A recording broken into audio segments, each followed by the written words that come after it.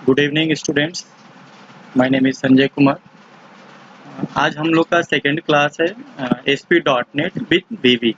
इसमें जो सिलेबस हम लोग कवर करेंगे उसमें ASP.NET को हम लोग VB लैंग्वेज को यूज़ करके, विजुअल बेसिक को यूज़ करके आगे का एग्जाम्पल देखेंगे। लेकिन इसमें हम लोग C# को भी यूज़ करके हम कुछ एग्जाम्पल को कवर करना चाहेंगे और करेंगे। लेकिन ये जो सिलेबस है, मोस्ट ऑफ द एग्जाम्पल जो है हमारा VB में होगा। अब यहाँ पे हम लोग लास्ट क्लास में देखे थे कि ASP.NET जो हम लोग पढ़ रहे हैं या .NET फ्रेमवर्क जो है वो हमारा मल्टीपल लैंग्वेज को सपोर्ट करता है। उन मल्टीपल लैंग्वेजेस में हमारा C# भी है और विजुअल बेसिक भी है। लेकिन यहाँ जो सिलेबस कवर होगा वो हमारा विजुअल बेसिक का होगा।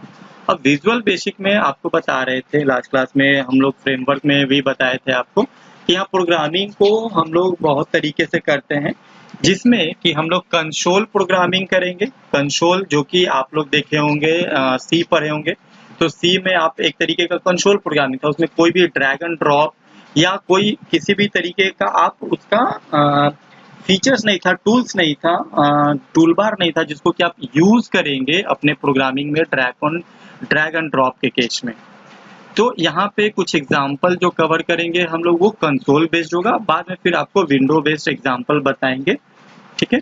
तो आगे बढ़ते हैं। आज का हमारा टॉपिक है ASP.NET इवेंट हैंडलिंग।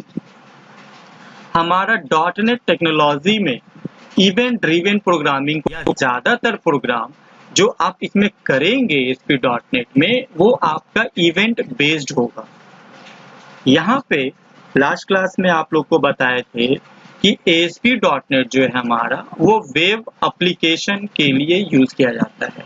अब ASP.NET को वेब एप्लीकेशन बनाने के लिए अब आप अगर कंफर्टेबल C# के साथ है तो C# को यूज करिए, अगर आप कंफर्टेबल VB के साथ है तो VB को यूज करिए। लेकिन अब यहाँ पे बात करते हैं वेब एप्लीकेशन जो हम लोग बना रहे हैं या जो अभी तक वेब फॉर्म अभी तक आप लोग देखे होंगे लाइक फ्लिपकार्ट या अमेजन, उसमें बहुत सारे इवेंट को आप यूज करते हैं। जैसे कि अगर आपको कोई प्रोडक्ट पसंद आता है तो आप उस पर क्लिक करते हैं या उसको ऐड टू कार्ट करते हैं, तो वहां पे जो क्लिक करने के बाद जो फंक्शन परफॉर्म हो रहा, फंक्शन क्या परफॉर्म हुआ कि आप क्लिक किए तो वो कार्ट में चला गया, कार्ट पे क्लिक किए तो कार्ट ओपन होता है।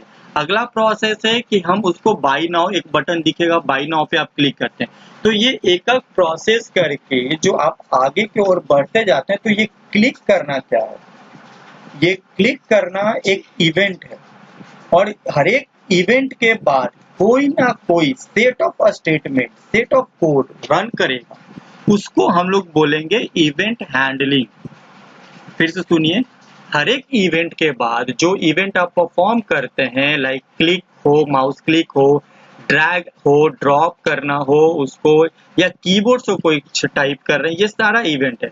और हर एक इवेंट के बाद जो सेट ऑफ स्टेटमेंट या फंक्शन रन करता है उसको हम लोग बोलते हैं इवेंट हैंडलर, ठीक है। इसी चीज को आगे हम लोग देखते हैं।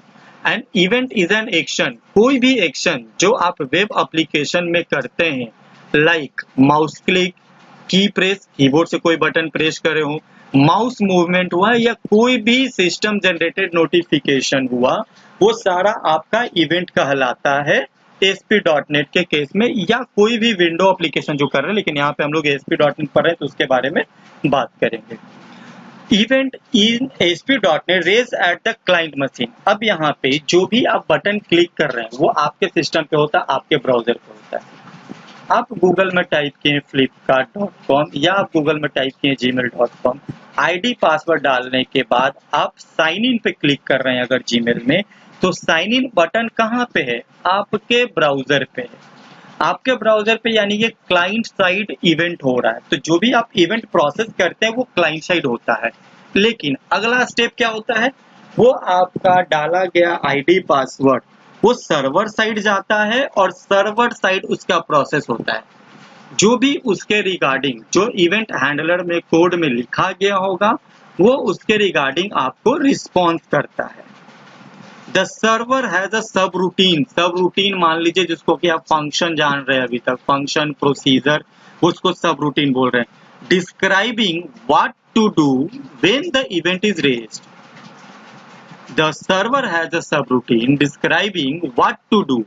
जो सब रूटीन या प्रोसीजर या फंक्शन या सेट ऑफ कोड जो कि यह डिस्क्राइब करता है कि कोई भी इवेंट रेज होने के बाद या इवेंट होने के बाद क्या होना है या क्या करना है, उसी को तो हम लोग इवेंट हैंडलर बोलते हैं। हर एक इवेंट के बाद जो हमारा सेट ऑफ स्टेटमेंट रन कर रहा है उसको हम लोग इवेंट हैंडलर बोलते हैं। ठीक है, अब यहाँ पे आता है इवेंट आर्गुमेंट। जितने भी ASP.NET में इवेंट फायर करना होगा या इवेंट आप बनाएंगे या बाय डिफॉल्ट कोई भी इवेंट बनेगा, उसका दो आर्गुमेंट होता है। एक तो आर्गुमेंट यहाँ पे एग्जांपल देखिए, ऑब्जेक्ट सेंडर। ये आर्गुमेंट है जो कि यह बताता है कि कौन सा कंट्रोल जो है वो इवेंट रेज कर रहा है। अब आपके फॉर्म पे मान लीजिए कि दो बटन था, एक है साइन इन का, दूसरा है साइन अप का। अब साइन इन करेंगे तो अलग सेट ऑफ स्टेटमेंट रन करेगा और साइन अप करेंगे तो अलग सेट ऑफ स्टेटमेंट रन करेगा। तो ये बताएगा कौन, तो कौन सा कंट्रोल इवेंट जनरेट कर रहा है वो बताता है आपका ऑब्जेक्ट सेंडर। और दूसरा इवेंट आर्ग जो देख रहे हैं आप, वो है आपका सेकंड पैरामीटर इवेंट का, इवेंट आर्गुमेंट वो है। फर्स्ट आर्गुमेंट जो है वो यह बताता है कि कौन सा कंट्रोल आपका इवेंट जनरेट कर रहा है। ठीक है, ये आगे एग्जांपल जब देखेंगे तो ये याद करने का नहीं है, ये ऑटोमेटिक आता है, डबल क्लिक करने पे ही बन जाता है, बट आप समझ लीजिए कि ये है क्या। अगला कुछ इवेंट जो है वो बना हुआ है, जो यहाँ की सिस्टम डिफाइंड इवेंट है, जिसको कि आप जान लीजिए आगे प्रोग्राम में जरूरत पड़ेगा। एक एप्लीकेशन इवेंट है, दो एप्लीकेशन इवेंट है आपका, और भी है लेकिन जो बेसिक है वो यहाँ पे डिस्कस किए हैं, बाकी आगे आपको प्रोग्राम में डिस्कस करेंगे। एक है आपका एप्लीकेशन स्टार्ट और एक है एप्लीकेशन एंड। जब किसी वेबसाइट को आप स्टार्ट करते हैं या कॉल करते हैं, ब्राउजर में जैसे ही उसका नाम टाइप करते हैं तो एप्लीकेशन स्टार्ट इवेंट फायर होगा, और इसके अंदर लिखा हुआ जो भी कोड होगा, सेट ऑफ स्टेटमेंट होगा, जिसको कि अभी बताएं, जिसको कि हम लोग बोलते हैं इवेंट हैंडलर, वो रन करेगा। और एक है आपका एप्लीकेशन एंड। जब आप एप्लीकेशन या वेबसाइट को बंद करते हैं, स्टॉप करते हैं, उस समय ये फायर होगा। उस समय अगर इसके अंदर सेट ऑफ कोड लिखा हुआ रहेगा वो रन करेगा। जैसे बहुत टाइम आपको ये एप्लीकेशन क्लोज करते हैं तो आप देखते होंगे वहां पे आपको मैसेज आता है, do you really want to close this application. तो वो आपको तब आता है जब एप्लीकेशन एंड में लिख रहे हैं, मतलब जब भी एप्लीकेशन एंड होगा वहां पे मैसेज आएगा, कंफर्मेशन या जो भी आप लिख रहे हैं वो वहां पे आएगा, जिसको कि आप यूज कर सकते हैं इसको इस तरीके से।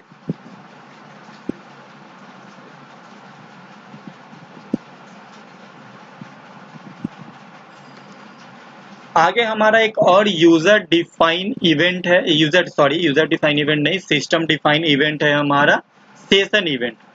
सेशन भी दो तरीके का यहाँ डिस्कस किए हैं, सेशन स्टार्ट और सेशन एंड।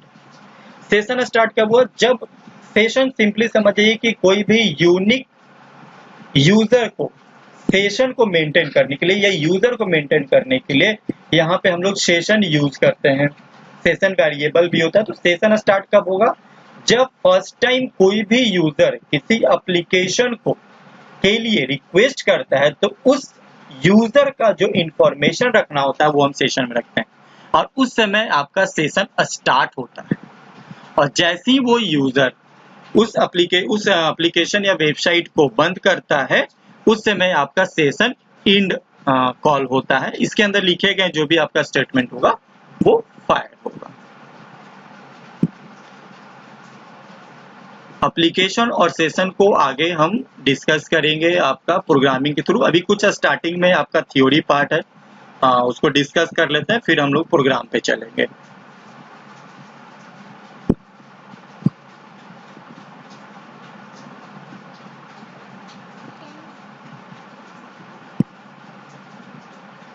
कुछ और सिस्टम डिफाइंड इवेंट है, इसको जान लेते हैं। पेज और कंट्रोल इवेंट, वैसा इवेंट जो कि पेज लेवल पे काम करता हो या कुछ कंट्रोल लेवल पे काम करता है। कंट्रोल आपका क्या हो गया, टेक्स्ट बॉक्स, जो भी HTML में कंट्रोल आप लोग पढ़े हैं, इनपुट टैग के साथ, बटन है, टेक्स्ट बॉक्स है, चेक बॉक्स है, रेडियो बटन, ड्रॉप डाउन, ये सारा आपका कंट्रोल है। तो कुछ इवेंट है जो कि पहले से डिफाइन है, जिसको कि आपको केवल यूज करना है या यूज करने आना चाहिए। पहला इवेंट हम लोग देख रहे हैं डेटा बाइंडिंग। डेटा बाइंडिंग तब फायर होता है जब कोई डेटा को किसी कंट्रोल के साथ बाइंड किया जाता है। फॉर एग्जाम्पल, एक आपके पास ड्रॉप डाउन है जिसमें कि कंट्री का नेम शो करना है। अब आप देख रहे हैं कि आपके पास एक ड्रॉप डाउन, बहुत सारे ड्रॉप डाउन आप देखे होंगे वेबसाइट पे, जिसमें कि कंट्री नेम, जेंडर, ये सब हम लोग को शो करता है। अब यहाँ पे आप मान लीजिए कि आप डेटाबेस में आप कंट्री को रखे हुए, कंट्री का लिस्ट रखे हुए मास्टर बना के, अब आपको क्या करना है, डेटाबेस से लाके उसको आप बाइंड करना चाहते हैं अपने कंट्रोल के साथ, तो वहां पे डेटा बाइंडिंग जो इवेंट है हमारा वो फायर होता है। दूसरा डिस्पोज्ड, बहुत टाइम क्या है कि कोई भी कंट्रोल या इवेंट को आप यूज किए या किसी ऑब्जेक्ट को यूज किए हैं और फ्यूचर में उसका काम ना हो, तो उसको आप डिस्पोज कर सकते हैं। डिस्पोज करने का मतलब हो गया कि मेमोरी से रिलीज कर रहे हैं। अभी क्या है कि अभी जो भी आप लोग प्रोग्राम करते हैं तो वो छोटे लेवल पे 4 पेज 10 पेज का करते हैं, तो आप लोग को ऐसा फील होता है कि मेमोरी तो भाई 1 TB ले लिए हैं, अब उसमें मेमोरी क्या फ्री करना है, ऐसा ही सही। लेकिन जब आप प्रैक्टिकली इस चीज को करिएगा प्रोफेशनली, तो वहां पे देखिएगा कि जो जितने भी वेबसाइट है, आप सोचिए कि वहां पे जितने भी ऑब्जेक्ट वेरिएबल क्रिएट किया जा रहा है एक बार में और उसका यूज ना हो और आप फ्री ना करें मेमोरी को, तो आप वेबसाइट स्लो होगा या बहुत तरह का इशू है। ठीक है, तो जो यूज का नहीं है, अनवांटेड जो स्पेस ले रहा है हमारा, उसको आप फ्री कर सकते हैं, जिसमें कि हमारा डिस्पोज इवेंट फायर होता है। एरर इवेंट, एरर इवेंट कब फायर होता है, जब आपके पेज पे कोई अनहैंडल एक्सेप्शन आता होगा, ऐसा एक्सेप्शन जिसको कि आप हैंडल नहीं कर रहे हैं। एक्सेप्शन को आप हैंडल कर सकते हैं, एक्सेप्शन हैंडलिंग आगे पढ़ना भी है, आगे एक आपका सिलेबस में है एक्सेप्शन हैंडलिंग। एक्सेप्शन क्या होता है, रन टाइम में आने वाला एरर जो कि आपको पता ना हो और जिसको आप हैंडल नहीं किए हैं, उसको आप एरर बोल रहे हैं। फॉर एग्जाम्पल आप मान लीजिए कि आप 2 GB का कोई आपका डेटा है जिसको कि 1 GB के पेन ड्राइव में कॉपी कर रहे हैं। ये तो आपको नहीं पता, पेन ड्राइव तो आपका मेमोरी है, उसका काम ही है डेटा कॉपी करना, आप तो कॉपी करेंगे भी। तो वहां पे क्या है कि एक एक्सेप्शन या एक आपको अलर्ट मैसेज देता है कि आप जो साइज आपको रिक्वायर्ड है वो साइज अवेलेबल नहीं है आपका। तो इसका क्या मतलब हुआ, वो एक्सेप्शन को हैंडल किया। अगर वो एक्सेप्शन को हैंडल नहीं करेगा तो आपका सिस्टम एबनॉर्मली टर्मिनेट करेगा। ये आगे पढ़ेंगे, ठीक है। iNet आपका एक इवेंट है, ये रेज होता है जब कोई भी कंट्रोल को फर्स्ट टाइम इनिशियलाइज किया जाता है।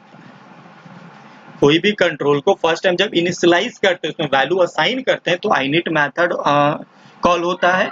उसके बाद उस कंट्रोल को जिसको कि आप डाले हैं उसको लोड किया जाता है। लोड होता है वो मेमोरी में इनिशियलाइजेशन के बाद, जब मेमोरी में लोड होता है तो उस समय आपको कॉल होता है लोड इवेंट, या लोड इवेंट उस समय रेज होगा आपका। प्री रेंडर, जब भी कोई भी डेटा को आप किसी कंट्रोल से या पेज पे रेंडर करने जा रहे हैं, शो करने जा रहे हैं, चेंज करने जा रहे हैं, तो वहां पे प्री रेंडर इवेंट फायर। अब डेटा शो कर दिया है, बाद में आप क्या करेंगे, उस कंट्रोल को, पेज को मेमोरी से फ्री कर रहे हैं, तो यहाँ पे फिर हम लोग उसको अनलोड करते हैं, जो कि परमानेंटली मेमोरी को फ्री कर देता है, जो वो कंट्रोल और वो पेज मेमोरी को ऑक्युपाई किया।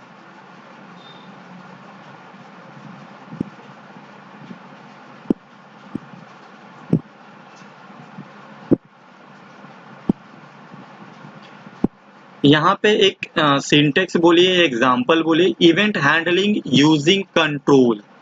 कंट्रोल को यूज करके इवेंट को कैसे हैंडल करते हैं। जो भी एग्जांपल बता रहे थे कि आपके पास सेव बटन हो, कैंसिल बटन हो, साइन इन बटन हो, साइन अप बटन, जो भी बटन आप देखते हैं वेबसाइट पे, हर एक बटन पे कुछ ना कुछ कोडिंग किया गया जिसको कि आप हैंडल करते हैं, जिसको कि हम लोग क्या बोलते हैं, इवेंट हैंडलर। जो सेट ऑफ स्टेटमेंट रन करता है उसको बोलते हैं इवेंट हैंडलर। यहाँ पे एक आपको ASP का कंट्रोल है, ASP बटन। अभी तक आप लोग HTML पढ़े होंगे, तो HTML में आप लोग लिखते हैं इनपुट टैग के साथ टाइप इक्वल टू बटन, तो वो आपको बटन टाइप का एक शो करता है ब्राउजर पे।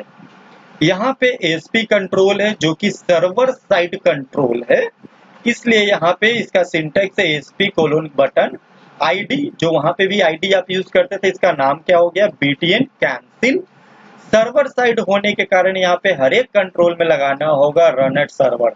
तो ये कंट्रोल आपको सर्वर साइड जाके रन करता है। और टेक्स्ट इक्वल टू कैंसिल मतलब उस बटन पे लिखा हुआ क्या दिखेगा यूजर को, कैंसिल, लेकिन उसका आईडी क्या है, नाम क्या है, बीटीएन कैंसिल।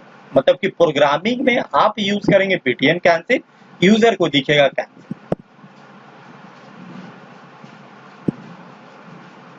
ये हमारा इवेंट हैंडलिंग था।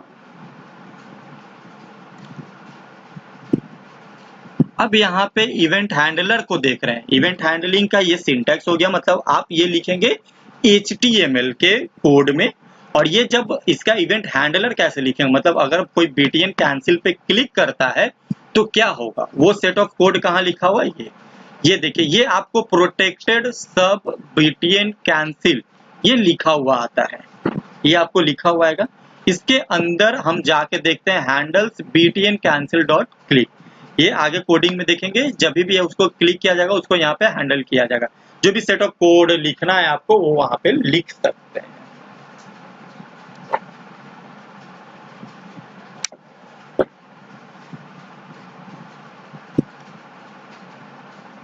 यहां तक था हमारा इवेंट हैंडलिंग। इन शॉर्ट, जो भी आप इवेंट फायर कर रहे हैं, इवेंट क्लिक कर रहे हैं, किसी भी तरीके के एक्शन को आप इवेंट बोलते हैं। और इवेंट फायर होने के बाद जो सेट ऑफ कोड रन करेगा उसको हम लोग बोलते हैं इवेंट हैंडलर।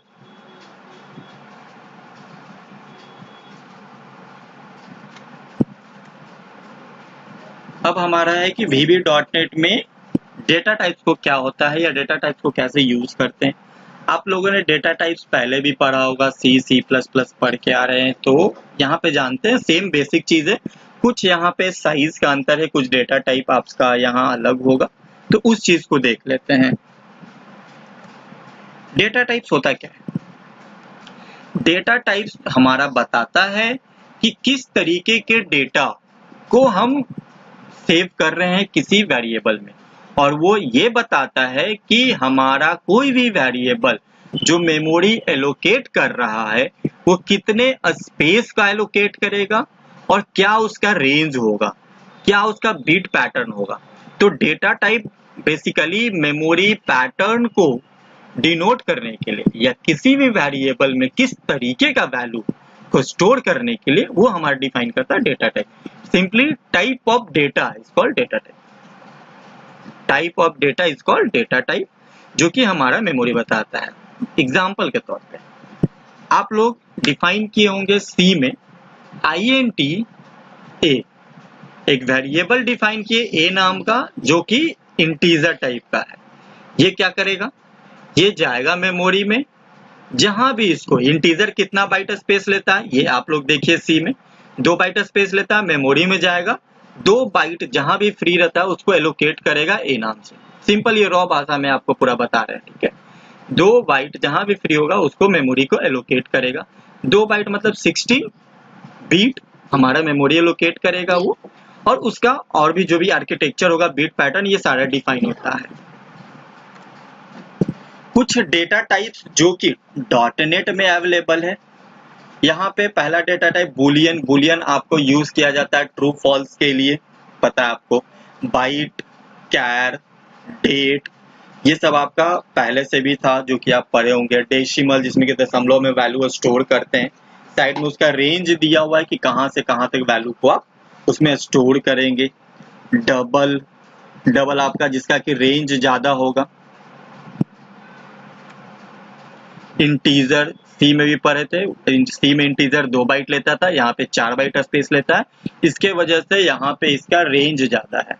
सी में देखिएगा इसका रेंज कम है और यहाँ पे रेंज ज्यादा है, तो चूंकि इसका बिट पैटर्न बढ़ा हुआ है सी से, इसलिए ज्यादा स्पेस लेता है। Long int and long object, जिसमें कि ऑब्जेक्ट क्या हो गया, किसी भी तरीके के वैल्यू को आप ऑब्जेक्ट टाइप के वैल्यू को स्टोर कर सकते हैं। एस बाइट, जो बाइट था आपका पीछे में देखिए, बाइट आपका जो यहाँ है एस बाइट हो गया, जो कि स्मॉल बाइट हो गया, उससे कम स्पेस लेगा, इसका बिट पैटर्न अलग होगा। बहुत जगह पे आप लोग देखेंगे साइंड और अनसाइंड लिखा हुआ। साइंड वो हो गया जिसका रेंज आप देखेंगे, गौर करेंगे तो वो निगेटिव से लेके पॉजिटिव तक रहता है। अनसाइंड में आपको गौर करिएगा कि वो 0 से शुरू होगा और पॉजिटिव वैल्यू होगा, जिसमें कि साइन हमारा स्टोर नहीं हो रहा है। यहाँ पे हमारा साइन को भी स्टोर करना पड़ता है, पॉजिटिव और निगेटिव। तो ये जितने भी आप देख रहे हैं निगेटिव टू पॉजिटिव, ये आपका है साइंड डेटा टाइप। तो ये डेटा टाइप है जो कि डॉटनेट में यूज कर रहे हैं। अब डेटा टाइप है तो उसका कन्वर्जन भी होगा। कन्वर्जन का क्या मतलब है कि एक तरह के डेटा को किसी दूसरे टाइप में कन्वर्ट करने को हम लोग डेटा टाइप कन्वर्जन बोलते हैं, जो कि यहाँ पे फंक्शन दिया हुआ है। डॉटनेट में डेटा टाइप कन्वर्जन का फंक्शन दिया हुआ है जिसको कि हम लोग यूज करेंगे। C bool, C for convert, convert to Boolean, Boolean में कन्वर्ट करना वैल्यू को तो सी बुल का यूज करेंगे। सी बाइट, किसी डेटा को बाइट में कन्वर्ट करना हो तो सी बाइट। उसी तरीके से आगे आपका सी कैर, कैरेक्टर में कन्वर्ट होगा। सी डेट, डेट में कन्वर्ट होगा।